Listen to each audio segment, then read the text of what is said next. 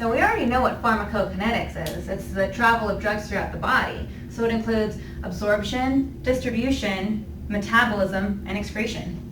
I understand absorption, metabolism, and excretion, but I'm having a difficult time understanding what distribution means.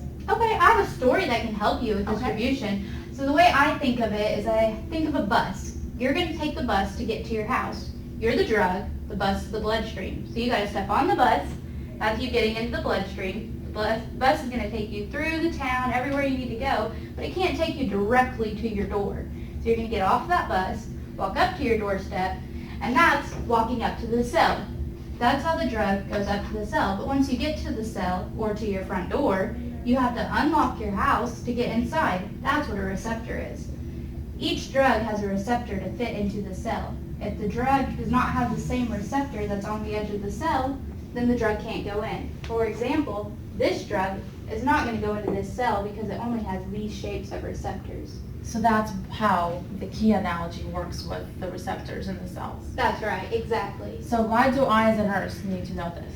That's an awesome question. So there's also factors that influence distribution, such as vascularity, the blood-brain barrier, placental barrier, and disease state.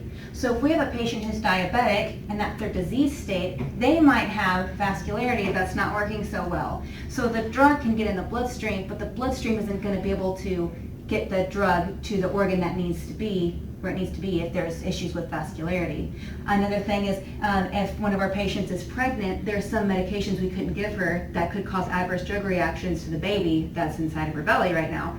So we'd have to know if she's pregnant and what kind of drugs she could or couldn't take. And then the blood-brain barrier, age is a really big factor on blood-brain barrier. Oh, okay. So I have an infant, and I have to be careful what drugs she does and does not receive because of the blood-to-brain barrier. Exactly.